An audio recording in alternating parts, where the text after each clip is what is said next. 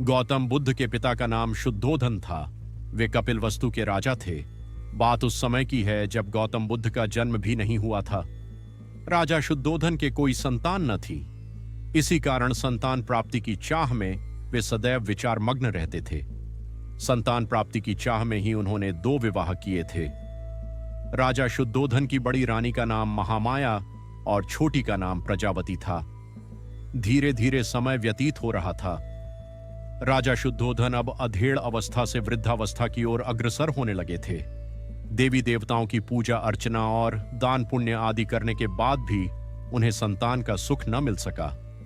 समय बीतने के साथ साथ राजा की तृष्णा भी बलवती होती जा रही थी। ऐसा प्रतीत होता था जैसे भाग्य के देवता राजा शुद्धोधन से कुपित हो गए हैं, तभी तो उनकी श्रद्धा और निष्ठा भी कोई रंग न ला सकी थी। अब राजा की तृष्णा चिंता और गहन चिंता में बदलने लगी थी। राज्य में चारों ओर सुख, शांति और समृद्धि थी, किंतु अपना उत्तराधिकारी न होने के कारण यह सब कुछ राजा को निरर्थक ही प्रतीत होता था। निसंतान होने का दुख राजा शुद्धोधन को ही नहीं, रानी महामाया और रानी प्रजावती को भी था। इस चिंता को दूर करने का उपाय किसी के हाथ में न था, अतः वे सभी मौन थे। एक समय की बात है कि रानी महामाया रात्रिकाल में अपने इष्टदेव का स्मरण कर शैया पर लेट गई। लेटते ही उनकी आंख लग गई और उनकी आंखों के सामने भिन्न भिन्न प्रकार के सुखद स्वप्न चित्र तैरने लगे। स्वप्नों का तांता रात भर लगा रहा। स्वप्न आते रहे और सुखद अनुभूति देकर विस्मृत होते रहे। रात्रि का अंतिम प्रहर चल रहा था। रानी महामाया ने स्वप्न में देखा कि 4 यक्ष, जिनके मुखमंडल तेज से प्रदीप्त थे, उनके निकट आए। यक्षों ने रानी को प्रणाम किया और पुष्प के समान बड़ी कोमलता से उन्हें उठाकर एक ओर को उड़ चले। जिस वायुमंडल से होकर यक्ष रानी को लेकर उड़ रहे थे, उसमें बड़ी मनमोहक सुगंध व्याप्त थी। इस भीनी भीनी सुगंध ने रानी के अंतर्मन को प्रफुल्लित कर दिया। यक्षों ने रानी महामाया को ले जाकर एक सर्वोन्नत पर्वत के शिखर पर बैठा दिया। वहां एक बहुत सुंदर आसन बना हुआ था। इस आसन पर विराजमान होकर रानी को बड़ा आत्मिक सुख मिला। रानी महामाया का तन मन प्रसन्नता से झूम रहा था। इसी बीच स्वर्गलोक में निवास करने वाली सुंदरता की प्रतिमूर्ति अप्सराएं वहां एकाएक प्रकट हुईं। अप्सराओं ने करबद्ध हो शीश झुकाकर रानी को प्रणाम किया। देवी, एक अप्सरा रानी से बोली, आपके स्नान का समय हो गया है, कृपया स्नान के लिए प्रस्थान कीजिए। रानी कुछ न बोली, उठकर उनके साथ चल दी। अप्सराएं रानी को ले मंगल गीत गाती हुई एक सरोवर के पास पहुंची। सरोवर अत्यंत सुंदर था और उसमें श्वेत कमल पुष्प शोभायमान थे। अप्सराओं ने रानी को ले जाकर सरोवर के मध्य खड़ा कर दिया और मलमल कर स्नान कराने लगीं। सरोवर का जल रानी के शरीर पर पड़ते ही उनकी काया कंचन जैसी हो गई। इस दिव्य जल के स्नान से रानी का शरीर भी अप्सराओं के समान ही सुंदर हो गया। रानी महामाया आश्चर्यचकित होकर अपने रूप सौंदर्य को निहार रही थी। दिव्य जल से स्नान करने के बाद उनकी काया अत्यंत कमनीय और सुंदर हो गई थी। शरीर पर पड़ी हुई झुर्रियां भी पूरी तरह मिट चुकी थीं। उन्हें ऐसा लगा था मानो उनका यौवन दिव्य रूप राशि के साथ पुनः लौट आया हो। उनका मन मुदित था। स्नान के बाद अप्सराओं ने रानी को अत्यंत सुंदर और बहुमूल्य वस्त्र पहनाए। भिन्न भिन्न प्रकार के आभूषणों से उनका श्रृंगार किया। इसके बाद अप्सराएं रानी को एक श्वेत मरमरी महल में ले गईं। विभिन्न प्रकार से उनका स्वागत सत्कार किया गया। एक अप्सरा अपने हाथों में दिव्य सामग्री से भरा थाल लेकर प्रकट हुई। उस खाद्य सामग्री से स्वादिष्ट सुगंध उठ रही थी।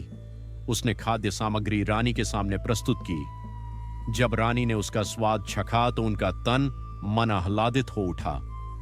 दिव्य खाद्य सामग्री खिलाने के बाद अप्सराएं रानी महामाया को महल के एक दूसरे कक्ष में ले गईं। उस कक्ष में एक पुष्प सेज सजी हुई थी। अप्सराओं के आग्रह पर रानी पुष्प सज्जित सेज पर विश्राम करने लगी। उस सेज के सामने ही रानी को एक स्वर्ण शैल और उस पर मंडराता सुंदर हाथी अपने अत्यंत निकट प्रतीत हुआ। हाथी ने कमल पुष्प से रानी के दाएं अंग पर धीरे से प्रहार किया और फिर लघु से लघुतर स्वरूप धरकर वो एकाएक रानी के गर्भ में समा गया। रानी ने भय और आश्चर्य से तुरंत अपनी आंखें खोल दी। अब रानी को पता चला कि वो स्वप्न देख रही थी। बड़ा ही आश्चर्यचकित कर देने वाला और सुखद स्वप्न था। आंख खुलते ही जिसका समापन हो गया था। जब राज ज्योतिषी ने स्वप्न के फल की गणना कर बताया कि उनके यहां एक यशस्वी पुत्र रत्न का जन्म होगा, तो उनकी प्रसन्नता की कोई सीमा न रही। राज ज्योतिषी की घोषणा ने जैसे राजा, रानी और प्रजा के ऊपर से चिंता की कालिमा को समाप्त कर दिया था। राजमहल में छाया सन्नाटा धीरे धीरे सिमटने लगा। ज्यों-ज्यों रानी महामाया का गर्भकाल पूर्ण होने की ओर अग्रसर हो रहा था, त्यों-त्यों राजमहल में प्रसन्नता बढ़ती जा रही थी। अब गर्भकाल लगभग पूर्ण होने को था। उस काल की प्रथा के अनुसार रानी अपने प्रथम शिशु को अपने माता पिता के गृह पर ही जन्म देती थी। इसे अत्यंत शुभ माना जाता था।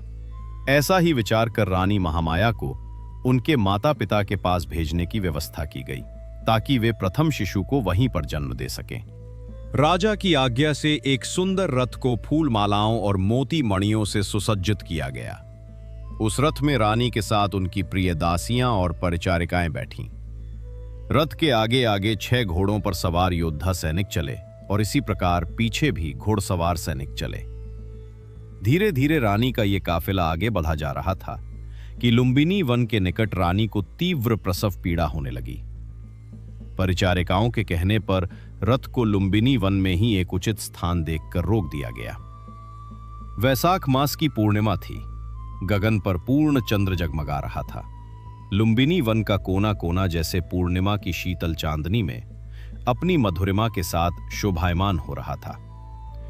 इस वैसाख पूर्णिमा को जैसे सदियों से लुंबिनी वन में इस महान घटना के घटने की ही प्रतीक्षा थी, और प्रतीक्षा की घड़ियां धीरे धीरे समाप्त होती जा रही थीं। ये घटना ईसा से लगभग 564 वर्ष पूर्व की है। रानी महामाया प्रसव पीड़ा से आकुल लुंबिनी वन में पुष्पों से आच्छादित वृक्ष के नीचे विश्राम कर रही थी। परिचारिकाएं उनकी तरह तरह से सेवा शुश्रूषा कर रही थी। प्रकृति द्वारा निर्धारित शुभ घड़ी और शुभ पलों में रानी महामाया ने एक सुंदर स्वस्थ शिशु को जन्म दिया। शिशु के जन्म की शुभ सूचना अविलंब कपिलवस्तु भेज दी गई। कपिलवस्तु में राजा शुद्धोधन और रानी प्रजावती के हर्ष की सीमा न थी। पूरा राजमहल विभिन्न प्रकार के मोतियों, मणिकियों और दीपमालाओं से सज्जित किया गया। राजा शुद्धोधन और रानी प्रजावती ने पुत्र प्राप्ति से प्रसन्न होकर निर्धनों और ब्राह्मणों को खुले हाथों से दान देना प्रारंभ कर दिया। राजा ने अपनी प्रिय पत्नी महामाया और नवजात शिशु को लुंबिनी वन से कपिलवस्तु बुला लिया था। राजमहल में उनका बड़े हर्ष के साथ स्वागत किया गया। एक दिन असित ऋषि दरबार में पधारे। राजा शुद्धोधन ने ऋषि का यथायोग्य स्वागत सत्कार किया और नवजात शिशु को आशीर्वाद देने का आग्रह किया। राजन, असित ऋषि बोले, आपके पुत्र का भविष्य बड़ा उज्जवल प्रतीत होता है। आपकी कृपा का फल है ऋषिदेव। राजा शुद्धोधन सिर झुकाकर बोले, अब कृपया शिशु को अपना आशीर्वाद दीजिए। राजन, ये शिशु आगे चलकर आपके शाक्य वंश का नाम विश्व भर में फैला देगा, और किसी के आशीर्वाद की नहीं बल्कि संसार को इसके आशीर्वाद की आवश्यकता पड़ेगी। कहकर असित ऋषि ने शिशु के मस्तक पर अपना हाथ रखा। दोस्तों, ये कहानी आपको कैसी लगी जरूर कमेंट करके बताइए। अगर कहानी आपको अच्छी लगी तो लाइक करो, शेयर करो और चैनल को सब्सक्राइब करो। मैं मिलता हूं आपसे बहुत जल्द। बाय।